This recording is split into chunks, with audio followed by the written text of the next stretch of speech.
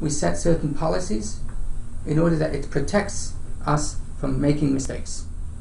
That's the reason why we have particular policies, which we would like to address. Kehilla's policy is, as we should all know, has to be very clear. We don't accept tuna, which is Bishul Yisrael, all dairy products, Chalav Yisrael only, all baked products, which is from 5 grains, is to be Pas Yisrael only, and wines served at events or restaurants to be Muvushal only. We all know, like sometimes we talk about wines, like people say, "Oh, it's a Baron Herzog. It's all it's all Nevushal and stuff." So it's the same thing about the wine of Barakan. So far, all Barakans that I have seen was all Nevushal. So I almost, I get the video about that, and I addressed it to you yesterday. Barakan wine, that it's not Nevushal, actually, that's where it says product of Israel. And I was so convinced that I'm making a mistake or maybe tired that I went to the label, 10 times and gone to every letter until I was convinced it's not Nevushal. And Baruch Hashem, it was about 2-3 hours, before the event. There's a difference between the catering, hotel catering, versus supermarkets, which are certified by Kehilla, or even on fresh produce coming from Eretz Yisrael, which has an issue of Shemitah, Meisers, Trumas Meisers, so on and so forth. As you can see, all our frozen and fresh vegetables, perhaps certain berries, is to be bug free, and that applies to vegetables, fruits, and fish. To make things simple, meat and poultry coming into our facilities, which are certified by Kehilla, should be only the particular meats and poultry, perhaps provisions, from our designated suppliers. As we know, Tovim Kelim is an important factor. We're talking about a kashrus organization. There's a different way of taking challah. What is our job description? If you see something which is not correct, attend to it immediately. Let's not wait. If there's something which is not the right item or approved item, whether it's kosher or not, at the facility, let's address it immediately. The second this comes to your attention, either preferably before the event or immediately after the event, it's something that you should make a phone call and not wait. Don't delay this until the next event. Do it in real time as soon as possible. We tell our stores that if there's our people are not allowed to come in during Shabbos or Yom Tov.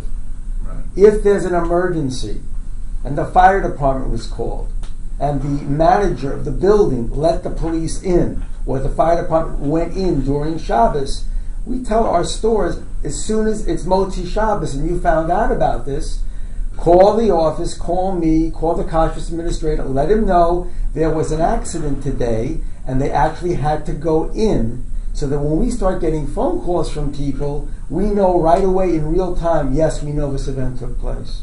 Don't delay until the next event. Do not assume everything is fine.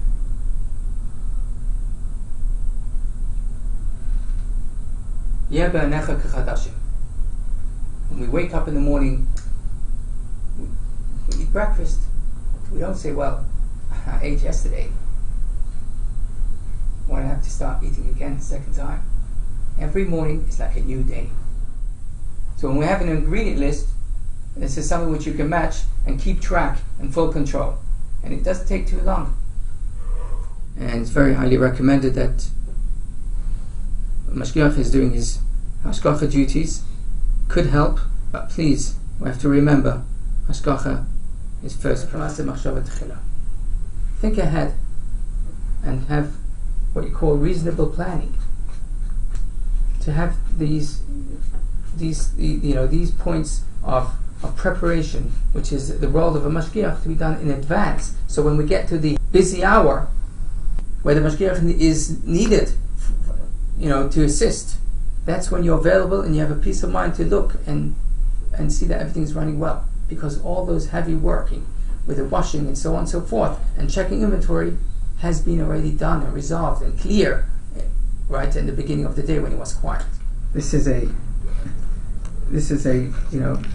a nice size of peanuts. The restaurants need to have, they want to have this in the shelves. And again, it comes in, and they look just almost identical in every way, almost the same. You know what? This is under the OU. We accept this one, and this one is not. But you're not going to bother so much, because sometimes by seeing the first dozen, you're going to just let it skim, because they're already calling you to wash the vegetables.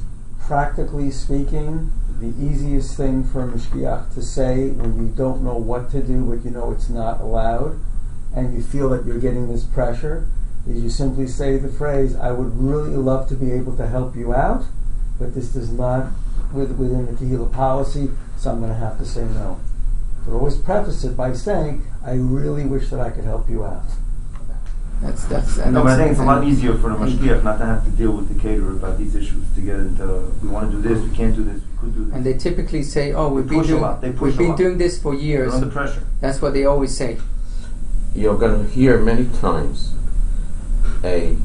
another staff on the restaurant, whether it's the proprietor, whether it's the manager, or whether it's one of the workers who've been there many years and who know everything about the restaurant. And they're going to tell you, the last Mashgiach who was here said it was okay. We've already used this product, so-and-so said it's okay. You have a question, you don't have to be embarrassed by saying, "I have to check on it. I'm just doing my job." And if it's a policy issue, it's a policy issue. So the fact that people are trying to sell you a bill of goods, which may or may not be true, you have to suspect any statements you hear from people who are going to benefit by what they're asking. They want to use something, they will sell it to you in your language. They speak your language. They say, "The rabbi said it's okay." You need to check, and you are responsible. And you cannot accept outside information without checking first. They even argue that they're poskim, they know the psak. There you go. So this is something that, knowledge is power. You're forewarned, and you're perfectly within your rights, and you are absolutely responsible to check with us. And you've heard me say, Eliyahu Hanavi could say it's kosher. We still have to improve it. The Chas v'Shalom doesn't say anything about Eliyahu Hanavi. But the point of the operating system is to keep the line of responsibility. Once you go outside that line, you're already on a slippery slope. So here we go to demonstrate the proper way to be opening up and closing up a kitchen door, checking the seals, making sure everything's secure as it's supposed to be. First things first, you see that everything is sealed, the keyholes have been covered, and someone who was here before you signed his name, signed perhaps a date, something that you can confirm that this was actually sealed up by a Mashgiach who knew what he was doing, that these areas have been closed off. Right? If anything is not set up the way it's supposed to be, immediately you're supposed to call your supervisor, because that means the kitchen may not still have its kosher status. You have to be able to confirm that everything is okay. Perhaps there was a security issue. You have to be able to confirm that before you ever walk in or allow anyone to come working in this kosher kitchen. You're going to take off the tape. Should be somewhat difficult to get off, and clear that it wasn't taken off beforehand. And you'll make your way in. You go in, take care of business. Of course, when you're going to walk in, first thing you're going to do is go check out that everything here is in fact the way it's supposed to be. When you're finishing everything at the end of the day, you would lock up the place with your keys. Again, making sure that any place where they could put a key in or somehow be able to pop it open, that area is secured. So you know there's nobody who got in there in the meantime. You put it across the door and the keyhole.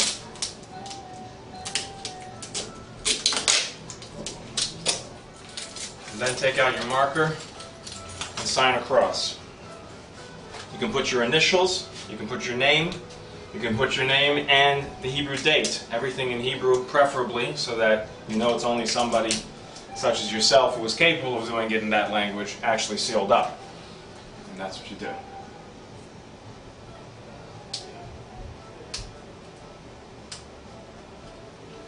And sign across the edge. And there you have it.